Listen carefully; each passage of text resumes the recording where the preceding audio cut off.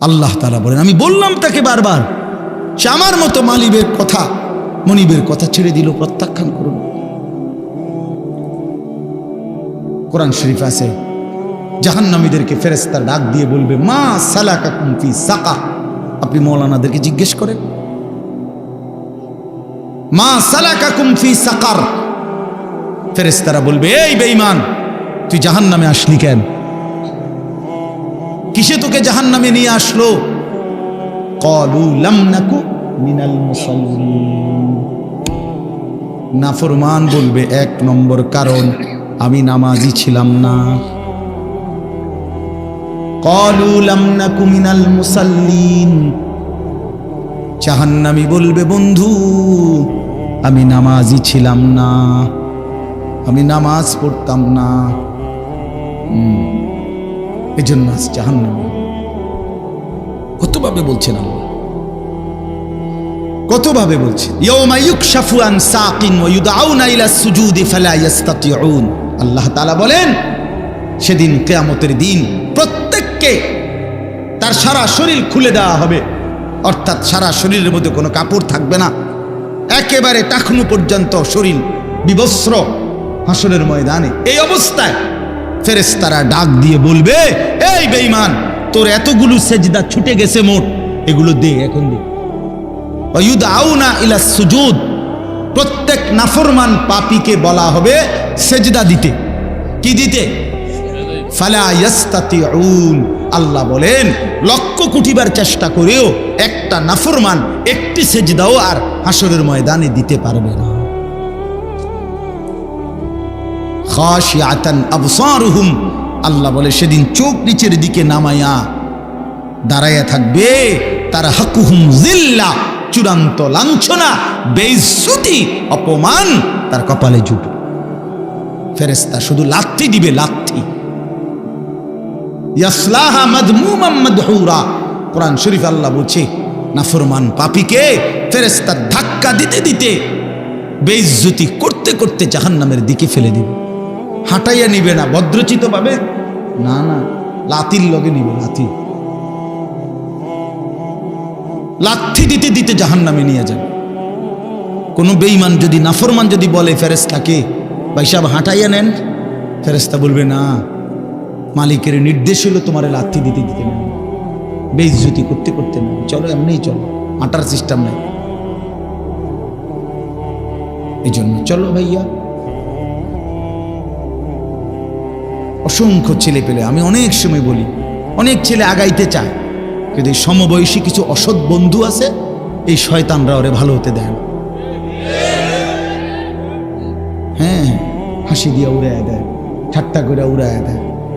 এরকম দুষ্ট কিছু অসভ্য থাকে প্রত্যেক সমাজে, দুষ্ট কিছু শয়তান ছেলে, এই নাফরমানগুলো ওরে ভালো হতে দেয়। অনেক ছেলে অনেক সময় আগাইতে চায়, বদলাইতে চায়, কিন্তু ওই অসতের কারণে পারে। এই জন্য এটা সাংঘাতিক। রাসূলুল্লাহ সাল্লাল্লাহু আলাইহি সাল্লাম বলছেন, লা তুসাহিব ইল্লা মুমিনা। ইমানদার ছাড়া কাউকে বন্ধু বানাইও না, জানতেন কাউকে বন্ধু বানাইও না, চরিত্রহীনকে বন্ধু বানাইও না, হয় তোমারে নষ্ট করে দিব, অন্ধকারে তোমারে চূড়ান্তভাবে বরবাদ করে দিব। আল্লাহ আমাদেরকে হেফাজত করে। প্রত্যেকটা ছেলে, প্রত্যেকটা বাবা, বয়স্ক লোকজন, আপনাদেরকেও বলি, চাচারা, বাবারা, ফিকির করেন, 60 বছর বয়সে গুনাহ ছাড়লেন কয়টা, বন্দিগি করলেন কয়টা? ইনসাফের সাথে বলেন। এখনো সুদ খান, এখনো কিস্তি লন, এখনো মিথ্যা বলেন, এখনো কথায় কথায় গালি দেন, এখনো চা দোকানে বসে টেলিভিশন দেখেন, নাচ গান দেখেন, নাটক সিনেমা দেখেন, এখনো বিড়ি সিগারেট খান। আস্তাগফিরুল্লাহ। ফিরবেন কখন? বদলাবেন কখন? চাচা, আপনি মরতেন না? আপনি মরবেন না? এই মাঠে কারো জানাজা হয় নাই? মৌলানার বাবার জানাজা এখানে হয়েছিল না? আমরা তো ছিলাম তখন। তাই কত মানুষের জানাজা দেখলাম জীবনে, কত লাশ, কত কবর দাফন করলাম সবাই আমরা। এত লাশ, এত কবর, এত মানুষের মৃত্যু আমাদেরকে কিছুই মনে করাইলো না। আজকে কবরবাসীদের রুহের মাগফিরাত আজকে যারা আমাদের আগে কবরে, তাদের মাগফিরাত আমরা কামনা করলাম। আল্লাহর কসম বন্ধু, এই অল্প সময়ের ব্যবধান, হয়তো 20 বছর, 30 বছর, 40 বছরের ব্যবধানে, হয়তো 50 বছরের ব্যবধানে, তো আমাদের পরবর্তী জেনারেশন এরকম একদিন আমাদের রুহের মাগফিরাত কামনা করবে। কি এই বেশি দিন নাই, দেখতে দেখতে একদিন শুনবেন আনিসুর রহমান আশরাফি নামে একজন বয়ান করত, সে মারা গেছে। এমনই হবে, এমনই হবে। হযরত ওমর রাদিয়াল্লাহু তাআলা আনহু বলতেন, কুল্লা ইয়াউমিন ক্বালু মাতা ফুলান মাতা ফুলান, প্রতিদিন ঘোষণা হয় আজ অমুক মরলো, অমুক মরলো। ওয়ালা বুদ্দা মিন ইয়াউমিন ইউকালু মাতা উমর, তিনি বলতেন, শোনো, অচিরেই একদিন ঘোষণা হবে আজ ওমরের মৃত্যু হলো, আজ ওমরের মৃত্যু হলো। এজন্য মৃত্যু নিশ্চিত, চলে যাব আমরা, এটাই নিশ্চিত। আল্লাহ তাআলা আমাদেরকে অনস্তিত্ব থেকে মানুষ বানিয়েছেন। আমরা কিছুই ছিলাম না, আমাদের কোনো নাম ধাম ছিল না, আমাদের কোনো পরিচয় ছিল না, আমাদের ব্যাপারে কারো কাছে কোনো আলোচনা ছিল না। যেদিন আল্লাহ তাআলা দয়া করে আমাদেরকে মায়ের পেট থেকে জীবিত বের করলেন, সেই থেকে পৃথিবীবাসী আমাদেরকে দেখলো, সবাই আমাদের দেখলো, জানলো, চিনলো, কোলে নিল, আদর করলো, চুমা দিল, পৃথিবীতে আমাদের নাম আলোচনা হইল। তার আগে লম্বা সময় আমরা আলোচনাহীন ছিলাম, শুধু আল্লাহই জানতেন, শুধু আল্লাহই জানতেন। প্রত্যেকটা মানুষকে আল্লাহ তাআলা, এই আয়াত আমি যেটা পড়ছি এবার এটাই বলবো, আমি কথাটা শুধু বুঝাই কইতেছি, তাইলে মিলে যাবে, কথা শেষ। আমরা যারা মানুষ এখানে, আমাদেরকে আল্লাহ তাআলা 7টি ধাপে সৃষ্টি করেছেন। কয়টা স্তরে? 7 ধাপে, 7 স্তরে। প্রথম মাটি, এরপরে বীর্যের ফুটা, 3 নম্বরে রক্ত, জমাট রক্ত, ওই যে কলজার মতো যে রক্ত, এই জমাট রক্ত। 4 নম্বরে গোশতের টুকরা। 5 নম্বরে হাড্ডির একটা খাঁচা, কঙ্কাল। 6 নম্বরে ওই হাড়ের উপরে গোশতের আবরণ, এই গোশত দিয়ে সাজায় দেওয়া। 7 নম্বরে রূহ দিয়ে মায়ের পেট থেকে বের করা। কয়টা হইল? মাটি, বীর্যের ফুটা, জমাট রক্ত, গোশতের টুকরা, হাড়ের কঙ্কাল, গোশতের আবরণ, রূহ ফুঁকে দিয়ে মানুষ হিসাবে বের করা। ওয়ালাকাদ খালাকনাল ইনসানা মিন সুলালাতিন মিন তিন, এখান থেকে শুরু হয়েছে। আল্লাহ বলছেন 7 ধাপ। এখন শুনেন, এই যে মাটি যেখান থেকে আল্লাহ তাআলা আমাদেরকে সৃষ্টি করেছেন, এই মাটি প্রথমত পৃথিবীর কোথায় ছিল? আমার দেহের মাটি কেউ জানে না। 2 নম্বরে সরাসরি মাটি থেকে বীর্যের ফুটা না, মাটি থেকে রব্বুল আলামিন অগণিত খাবার উৎপন্ন করেছেন। সেই খাবারগুলো আমার বাবা বক্ষণ করেছে, সেই খাবার, বক্ষণকৃত খাবার থেকে আমার বাবার শরীরে বীর্যের ফুটা তৈরি হয়েছে। বাবা মায়ের মিলনের মাধ্যমে উভয়ের বীর্যের ফুটা নির্দিষ্ট রেহেমের মধ্যে একত্রিত হয়েছে। সেখান থেকে ধীরে ধীরে আল্লাহ তাআলা ওই 7টি ধাপে আমাদেরকে মানুষ হিসাবে মায়ের পেট থেকে বের করেছে। তাইলে মাটি হিসাবে কোথায় ছিলাম কেউ জানতো না। খাদ্যের মধ্যে বীর্যের ফুটা তৈরি হওয়ার জন্য যে খাদ্য, ফসল, যেই ফল, যেই সবজি, যেই পানি, এ কোথায় ছিল কেউ জানতাম না। এরপরে বাবা মায়ের কোন মিলনে কোন দিন সন্তান এবং শুক্রবিন্দু একত্রিত হলো সেটা আমরা কেউ জানতাম না। এই লম্বা সময়, কত কাল থেকে, কত হাজার বছর থেকে আমাদের মাটি, আমাদের খাদ্যের উপাদান, আমাদের বীর্যের ফোঁটা আল্লাহ তাআলা সেগুলো জমিনের মধ্যে রেখেছেন, আমরা কেউ জানতাম না। আল্লাহ বলেন, আমি কিন্তু প্রথম থেকেই সবটা জানতাম।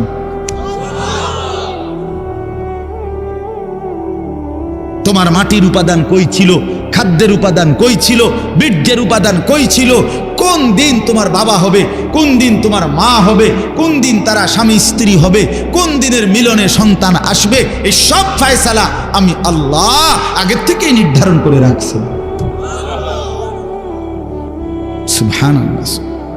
আল্লাহ তাআলা বলে, বান্দা এইভাবে নিখুঁত পরিকল্পনা নিয়ে কত দীর্ঘ সময় নিয়ে আমি তোমারে বানাইছি, আমি তোমাকে বানিয়েছি, তুমি তো কিছুই ছিল না, তুমি তো কিছুই ছিল না।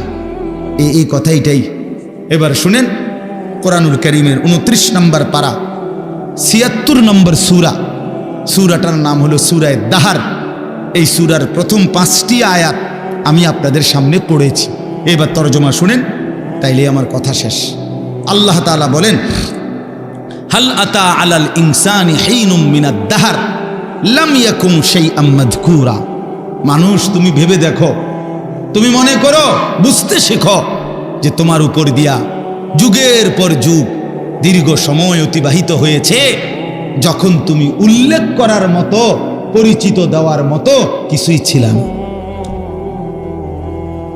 লাম ইয়াকুন শাইআম মাযকুরা, তুমি উল্লেখ করার মতো কিছু ছিল না।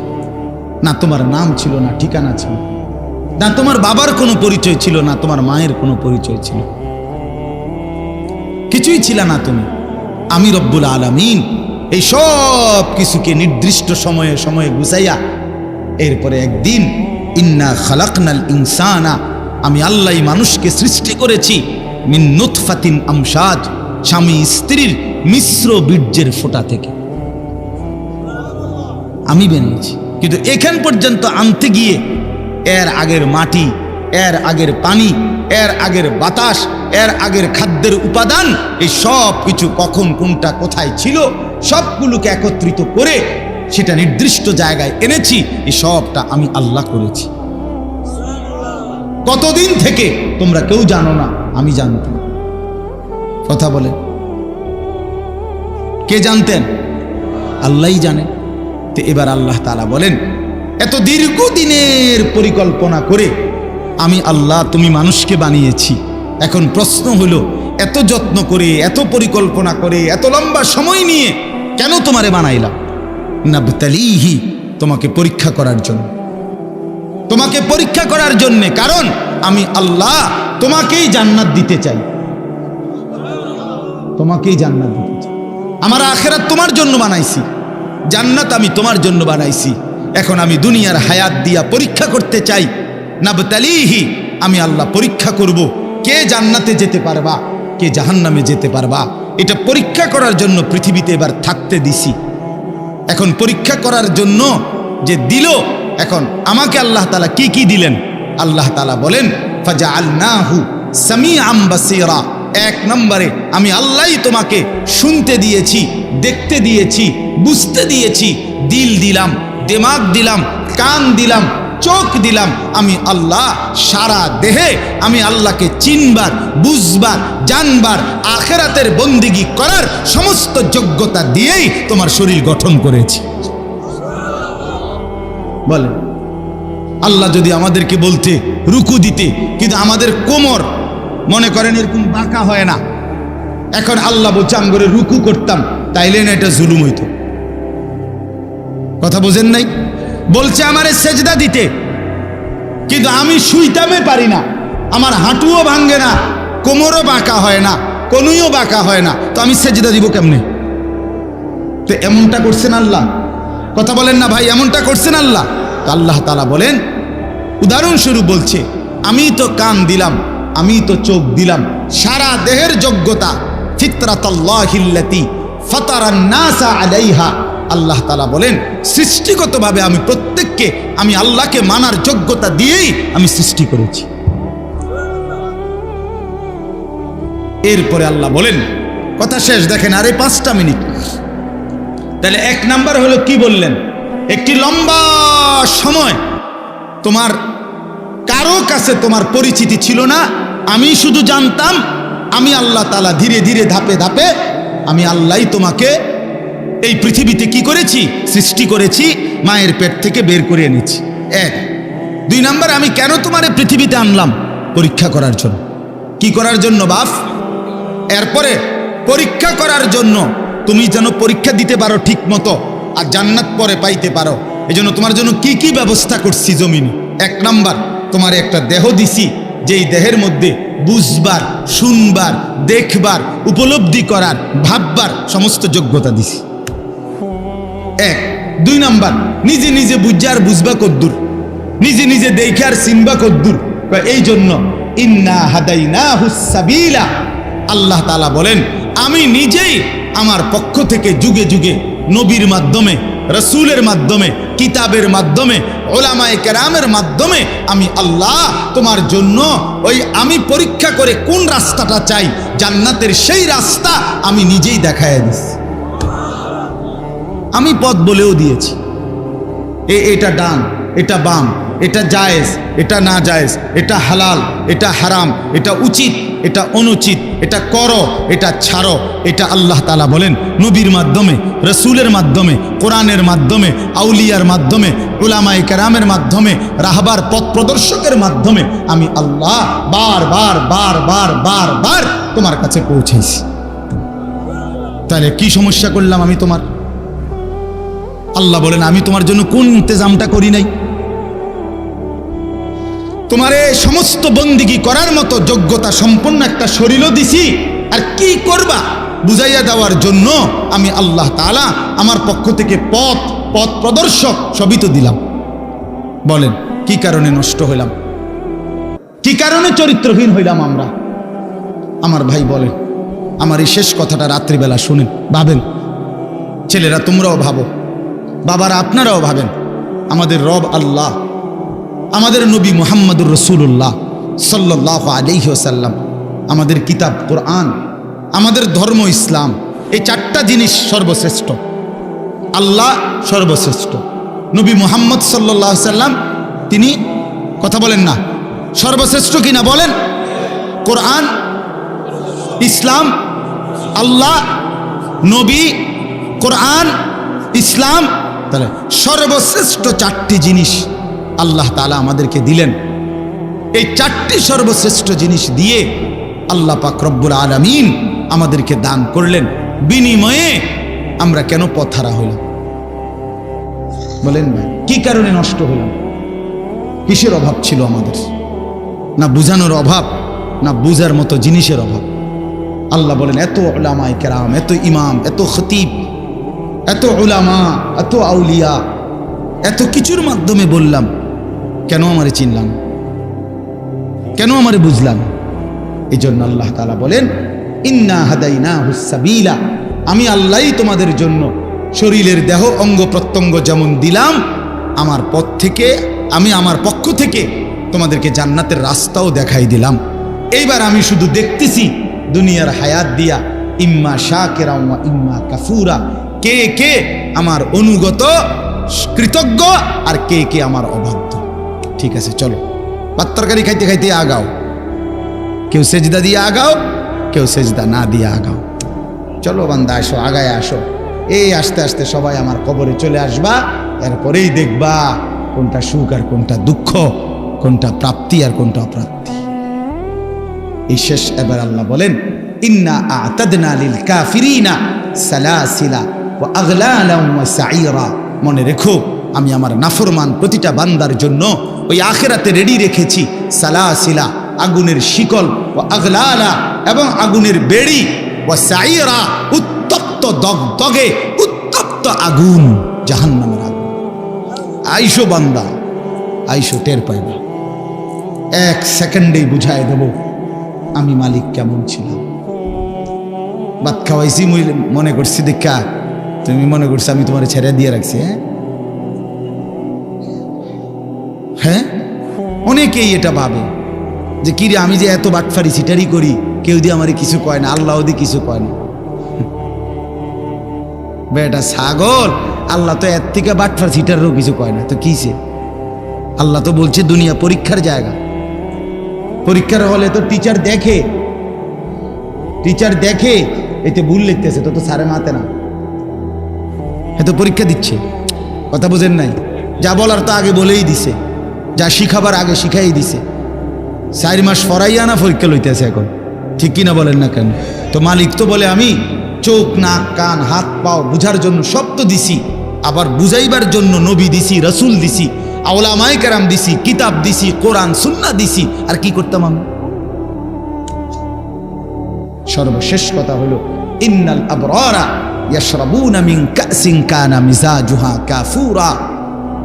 শুনেন, একদিকে আল্লাহ বললেন আমি বেঈমান নাফরমানের জন্য আগুনের শিকল, আগুনের বেড়ি এবং জাহান্নামের আগুন রেডি রেখেছি, আর নেককারদের জন্য আমার হুকুম যারা মানছে, আমার অনুগত যারা ছিল, ইন্নাল আবরারা, আল্লাহ বলে আমার পুণ্যবান নেককার বান্দাদের জন্য প্রথম পুরস্কার হলো জান্নাতে ঢুকলেই তাদের ওই বিশেষ ঝর্ণার পানিও একটু একটু মিশাইয়া দিবে, আর পুরাটা পানি তখন জান্নাতি বান্দার জন্য সুগন্ধিময় হয়ে যাবে।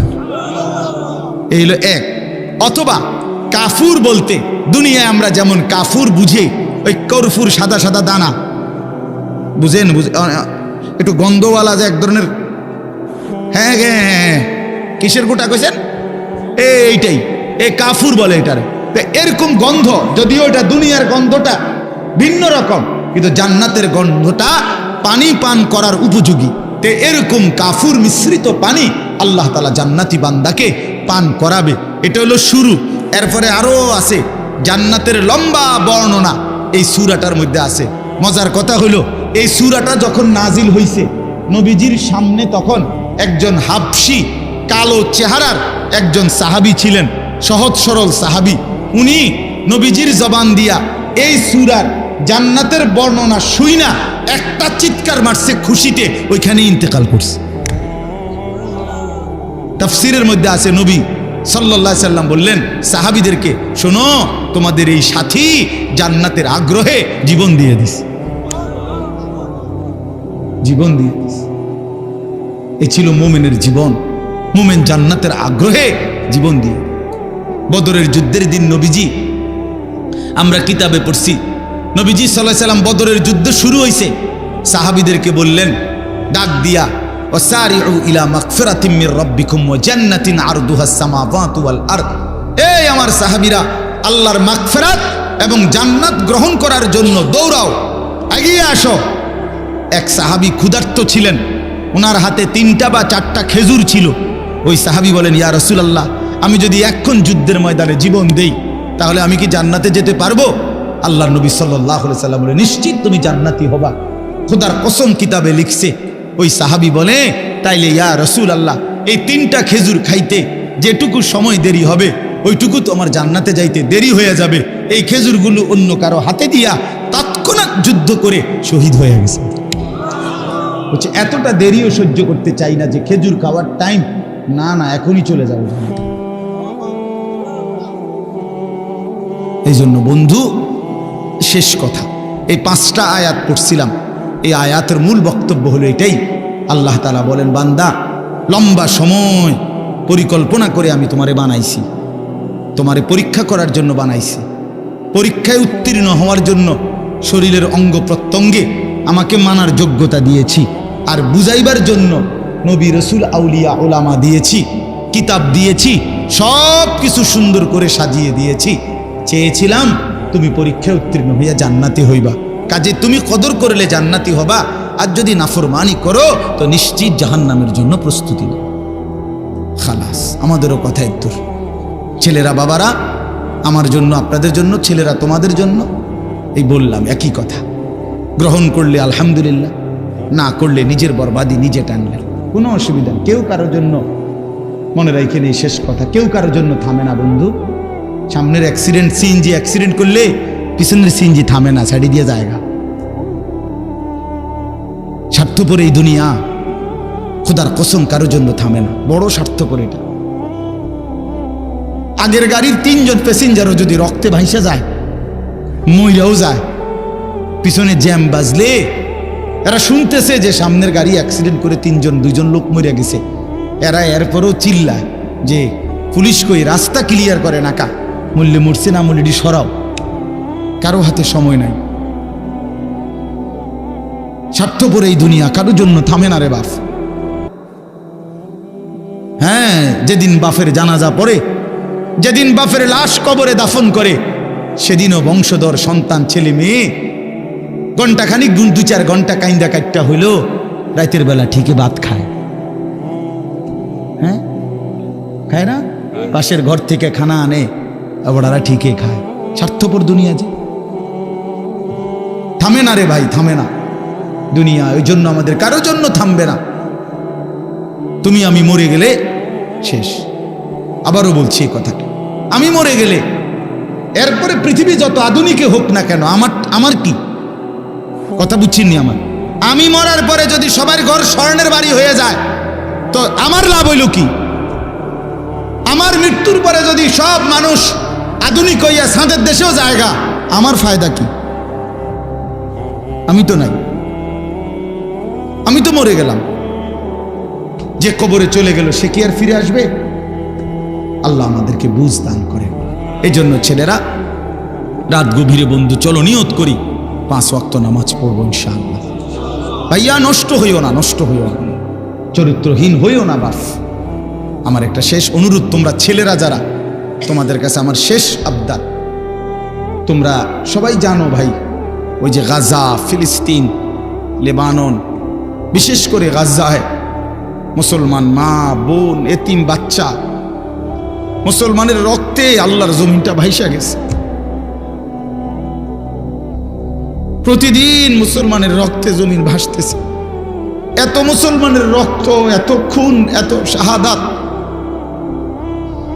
মুসলমানের এই দুর্দিনে এত বড় পাষাণ কেমনে হইলা যে সারা দিন রাত উলঙ্গ ছবি দেখো, নাচ গান দেখো? এত রক্ত, এত লাশ, কিছুই তোমারে ভাবায় না? এটা কি কোনো ফায়সালা হইছে যে চিরদিন ফিলিস্তিনের মুসলমানই শুধু মার খাবে, রোহিঙ্গার মুসলমানই শুধু রক্ত ঝরাবে, কাশ্মীরের মুসলমানই শুধু রক্ত ঝরাবে? এমনটা কখনো আমাদের উপরে আসবে না, হবে না, এমন নিশ্চয়তা আমাদের কাছে আছে তো? হ্যাঁ কি বন্ধু, কি হিসাবে, কোন অর্থে, কি বুঝ কইরা আমরা এই পরিমাণ নাফরমানি করছি? ঘরকে ঘর ছেলে পেলে নামাজ পড়ে না, ফজরের নামাজে 4 জন 5 জন 10 জন মুসল্লি নাই। এমন হলো কেন? আমরা এভাবে আল্লাহকে ভুলে গেলে আল্লাহর পাকের রহমত বরকত আসবে কিভাবে? এই জন্য আমরা ইনশাআল্লাহ দোয়া করি যে আল্লাহ তাআলা আমাদের প্রত্যেককে ঈমান আমলের দৌলত দান করেন। মাওলানা রহমতুল্লাহ, আপনারা জানেন আমার মাদ্রাসার ওস্তাদ, ওনার আব্বা আমার অনেক প্রিয় ছিলেন, আমারে অনেক মহব্বত করতেন। আপনারা আমাদের সকলেই মহব্বতের, আমি সবার জন্য দোয়া করি এলাকার সমস্ত কবরবাসীকে আল্লাহ যেন মাফ করে দেয়। আমার ছেলেরা, আমার বন্ধুরা, আমার ভাইরা, আমার বাবারা, সবাই মিলে আল্লাহকে রাজি করি। আল্লাহকে নারাজ করে ভাই কোনো লাভ নাই, কোনো লাভ নাই। দুনিয়া চলেই যাবে, হাসতে হাসতেও মরে যাব, কাঁদতে কাঁদতেও আমরা মরে যাব। রাজপ্রাসাদের মানুষটারও মৃত্যু হয়, কুড়ে ঘরের মানুষটারও মৃত্যু হয়। সুখের রাতও ভোর হয়, দুঃখের রাতও ভোর হয়, বাসর রাতও ভোর হয়, জেলখানার রাতও কি হয়? দুনিয়া এই চলেই যাবে। আল্লাহ আমাদের সবাইকে বুঝ দেন, কবুল করেন। আজকের এই মাহফিলে আল্লাহ তাআলা বরকত দান করেন। সুবহানাল্লাহি ওয়া বিহামদিহি।